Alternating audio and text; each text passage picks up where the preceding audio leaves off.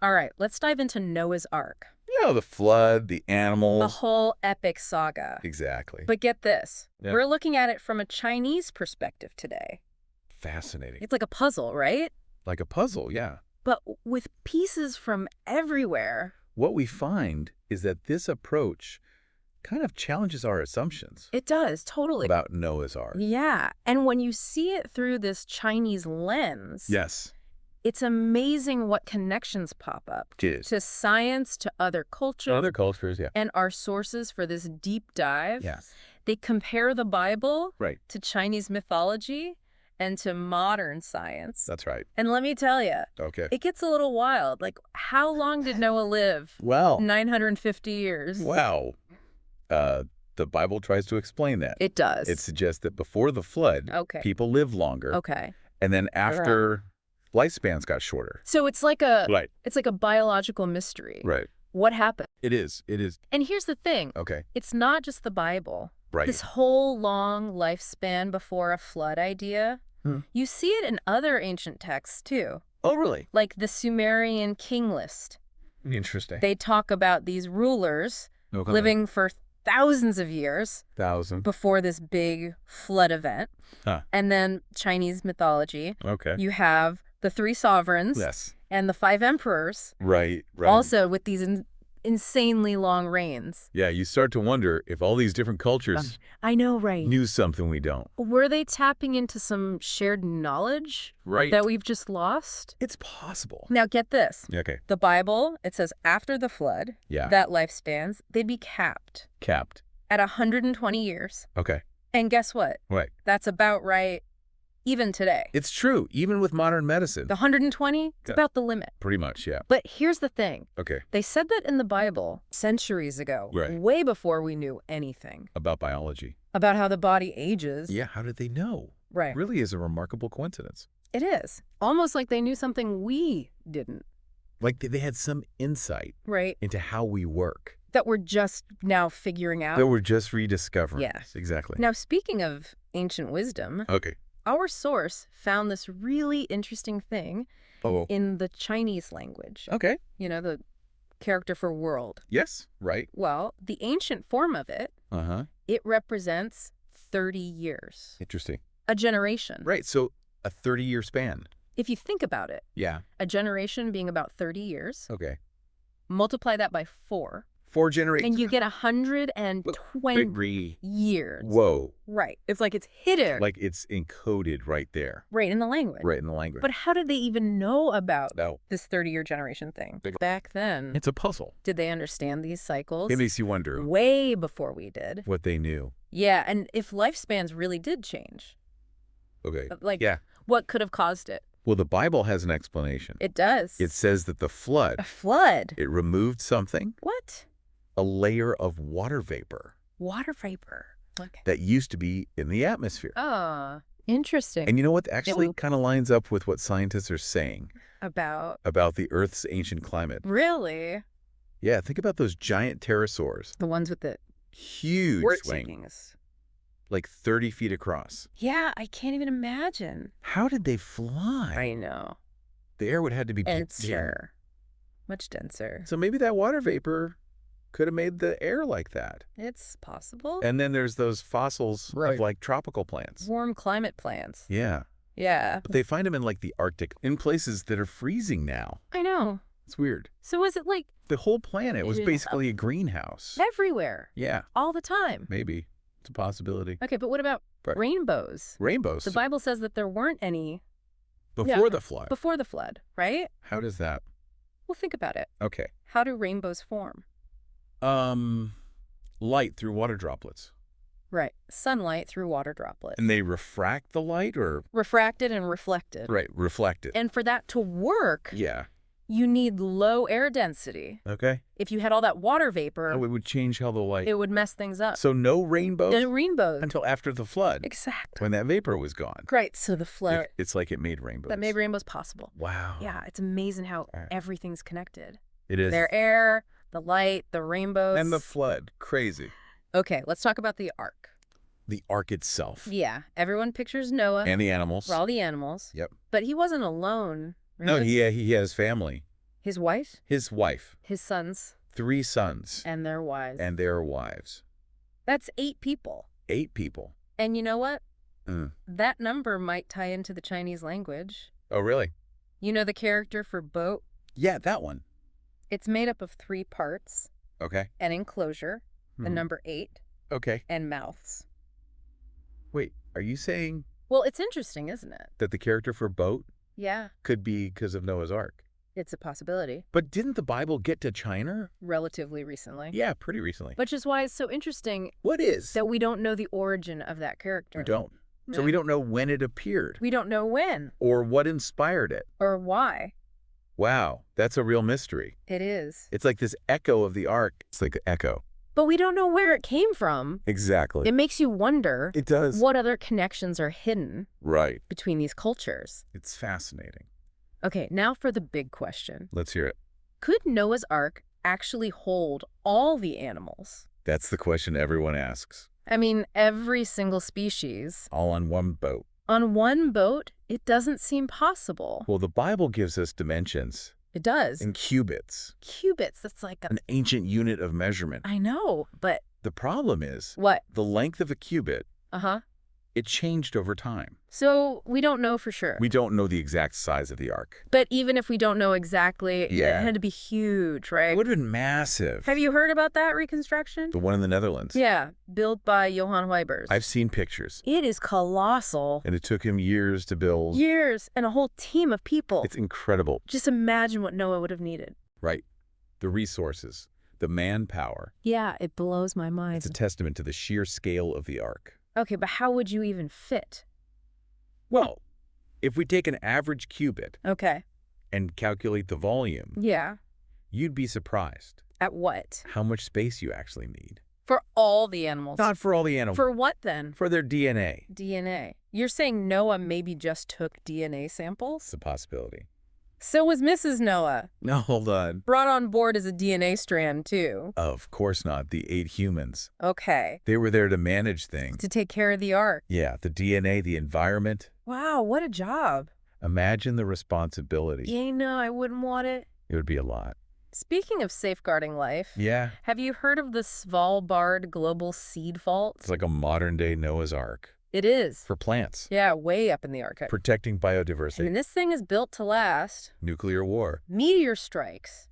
Anything. They call it the Doomsday Seed Vault. That's right. It's like our backup plan. It shows that we can learn from the past. We Can prepare for the future. It's like we're subconsciously, Echoing Noah. yeah, building our own arcs. Exactly. But instead of one big one, We have many. a whole network. A global network of resilience. That's a great way to put it. I think one of the biggest takeaways from this Yeah. is that Noah's Ark isn't just about the past. Yeah. It's about understanding that history repeats itself, Oh, that's a good point. and we need to be prepared. For what might come next. Exactly. So even if we never find the real Ark, The message, the message is important, it resonates with us. and it makes us think about how How to protect life Yes, exactly. in the face of potential disaster. Okay, but I still got to ask. What's that? Where is the Ark now? Well, the Bible says Mount Ararat Mount Ararat. in Turkey. Is it really there? Mount Ararat is a mysterious place. How so? At the base of the mountain, Okay. there's this village called Berien. It's a ghost town now, A ghost town. caught between Turkey and Armenia. Oh, wow. But it has this massive graveyard, How massive. millions of graves, potentially. Millions. Why so many? The people of Berien, Yeah. they believe their village was the first settlement After the flood. after the flood. Really? They thought Noah landed right there. Wow. And over centuries, people wanted to be buried there. To be close to that spot. Close to the origin. That's amazing. It is. So has anyone actually found the Ark? On Mount Ararat. Yeah, like is there proof? Well, there have been some interesting things. Like what? In 1949, Okay. they took aerial photographs. Of the mountain. Yeah, and they saw something. What? A boat-shaped anomaly. Really? But the size wasn't quite right. Not quite right? No. But then in 1959, they found another one. Another boat shape. Yeah, this one measured 157.1 meters long. Okay, is that important? Well, if you use that measurement and the Bible's description of the Ark, Which ship? 300 cubits, Right. you get a cubit length Of what? 52.3 to 52.4 centimeters. And that matches. The ancient Egyptian cubit. Perfectly. Almost perfectly. So this structure... It matches the Bible. That's pretty convincing. It is pretty compelling. But What? when researchers went there in 1960, Yeah. they said it was just a natural formation. Oh, so it wasn't the Ark. They couldn't find any wood. Well, yeah. Wood wouldn't last. Thousands of years. It would have rotted away. You'd think so. Right. But then later on, they used metal detectors. Okay. And they found something amazing. What did they find? Big pieces of metal. What kind of metal? Aluminum and titanium alloy. Wait, those are human-made? Exactly. You can't just find those lying around. Not in those quantities. So there's something man-made. Buried under that structure. Wow. So maybe... Some people think that the wood got taken. Taken by who? Maybe people who came later They would need wood. to rebuild after the flood. So they salvaged the Ark. It makes sense, Well, leaving just the metal. The metal frame. Right. And there's more. There's more. Seashell fossils. Okay. A fossilized deck plank. Really? And stone anchors Stone anchors. with crosses carved into them. That all sounds Like it could be the Ark. It does. And in 1987, what happened? Turkey declared that site a national park. They must believe it's real. It seems like they do. What a story. It's full of twists and turns. It is, but even if we can't prove it's the Ark, Yeah, it makes you think. it does make you wonder. Okay, let's say for a minute. Okay. The Ark is real. Mm. Why would God wipe out everyone?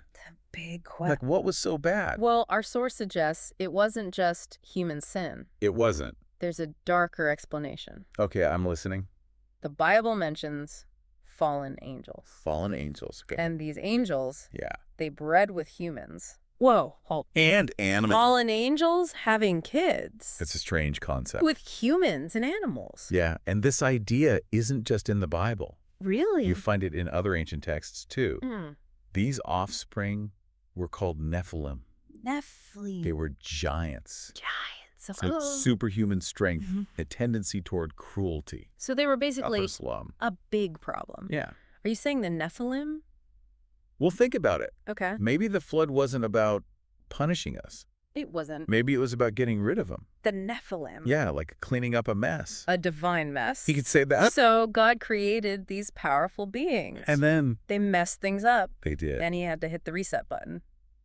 It's a possibility. Wow, that is dark. It is a bit unsettling. It's like he was covering up his own actions. You could see it that way. And it gets weirder. Oh. After the flood, God's kind of absent. You're right. He seems to step back. Like he's leaving us to figure things out.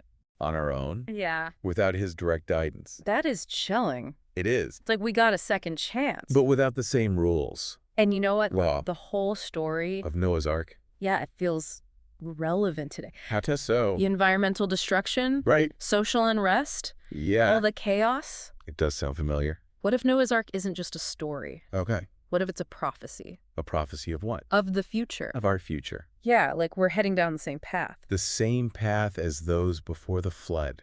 Exactly. It's a scary thought. It is. And our source? Yes. They suggest something even crazier. What's that?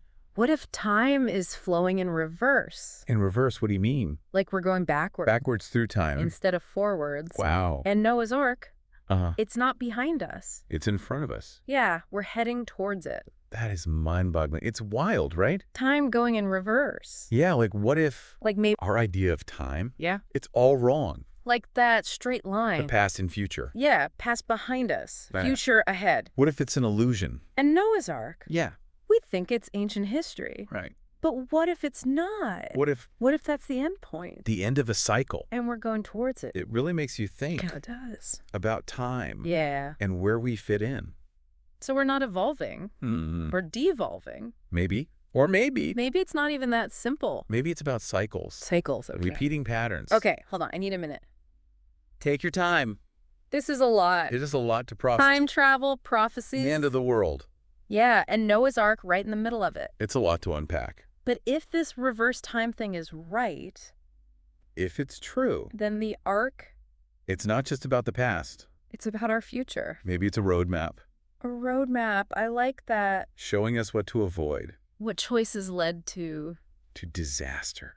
Are we making the same mistakes? Ooh, that's a good question. Are there warning signs? That we're missing. Are we on the same path? As those before the flood. It's worth considering. Our source actually points out some similarities. Between then and now. Yeah, the pre-flood world. And our world today. It's kind of scary. What do you see? Well, the environment. Yes, the environmental destruction. Climate change. Resource depletion. And what else? Social unrest, everyone's fighting. Divisions everywhere. No one trusts anyone. It does feel like things are falling apart. Like the pre-flood chaos. Yeah, exactly. So maybe Noah's Ark. As a warning. A cautionary tale. About what happens. When we let greed and ambition run wild. When we forget about nature. And each other. Okay, but if we're going backwards. Backwards through time. Are we doomed to repeat it? That's the question, isn't it? Like, is there any way to escape? To break the cycle? Yeah. Well, remember the Nephilim? The giants, yeah, those powerful beings. Offspring of angels and humans. Right. They were a disruption. To the natural order.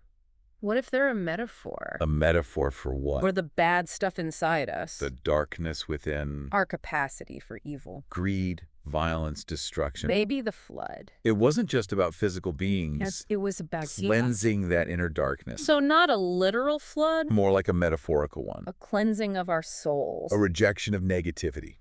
Okay, that makes sense. So instead of building a physical ark. We need to build an internal one. An ark of the spirit.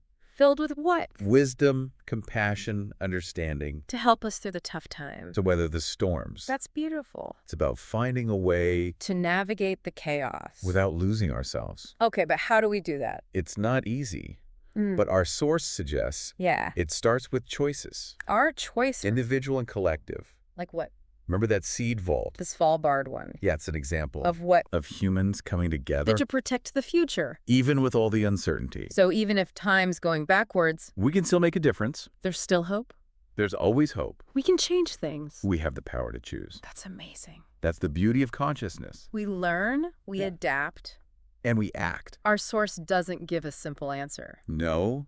But they emphasize what? Interconnectedness. We're all connected. History repeats itself. Yeah, and our choices matter. They shape everything. It's like we need a new way of thinking. New perspective. Moving away from selfishness towards something better. Compassionate. Yeah, working together. Seeing the big picture. It's idealistic. But maybe it's necessary. Our survival. Noah's Ark, whether it's history or metaphor. It reminds us. That we're part of something bigger. Part of nature. Not separate from it. And our actions have consequences. It's all connected. Like a cosmic game. Of cause and effect. Every choice ripples through time. If we want to change the future. Even if it's behind us. We got to change how we play. We have the power. Shape our own destiny. That's right. It's a huge responsibility. But it's also empowering. We can learn from the past. To make better choices. To create a better world. More just, sustainable, compassionate. Wow, I feel overwhelmed. It's a lot to take in.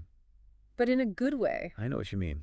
This has really got me thinking. It's been a thought-provoking conversation. So if we're moving backwards... Backwards through time... Where are we going? That's the mystery. What's the end point? Maybe we're not supposed to know. Maybe it's about the journey. The learning, the growth. So even if it's a cosmic reset... We can still find meaning. I can still create. And evolve. And who knows? Maybe we can change the destination. By changing ourselves. Like we can rewrite the ending. Yeah. Not by changing what happened, right. But by changing ourselves now. It's about the present moment. And maybe that's the real point of Noah's Ark. It's not history. It's a parable. A story that keeps teaching us. For thousands of years. To be wise. To be compassionate. To build a good future. A future worthy of the past. It's amazing how this story seems so simple at first. It did. Flood, boat, animals. Right. But now I'm thinking about history, time. Even human nature. Yeah, it's been a real deep dive. That's the power of exploring. Exploring what? Different angles. Like the Chinese perspective. And weaving it all together. Science, mythology. You see the world differently. Yeah, connections I never would have seen. It challenges our assumption. It makes us question. What we think we know. Even the direction of time. That's a big one. So what do we do now? Well, we've learned so much. About ancient cultures. Earth's past. And maybe time itself. Where do we go from here? I think the biggest thing is this. What? We're not just watching time go by. Well, we're participating. Our choices matter. Even if the future's behind us. They shape everything. It's a call to action. hidden in an ancient myth. We have to protect the planet. Be kind to each other. Use our knowledge wisely. Build a world that can last. We're all modern-day Noahs, In a way, building our own arks. to face the challenges. And those arks, They need more than wood and metal. they need what? Wisdom, compassion, connection. Because that's how we survive. That's how we thrive. Wow, this has been incredible. It has. Thank you for sharing your knowledge. My pleasure. It's amazing what one story can do. It can open up so many possibilities. So to everyone listening, Keep exploring. keep learning. Search for knowledge never ends, There's always something new. even in the oldest stories. So keep questioning, keep seeking. Build your own arcs of understanding. And maybe, just maybe, We can create something amazing. a future that's both ancient and brand new, A future where the past guides us. to a brighter tomorrow Thanks for joining us. on The Deep Dive. Until next time.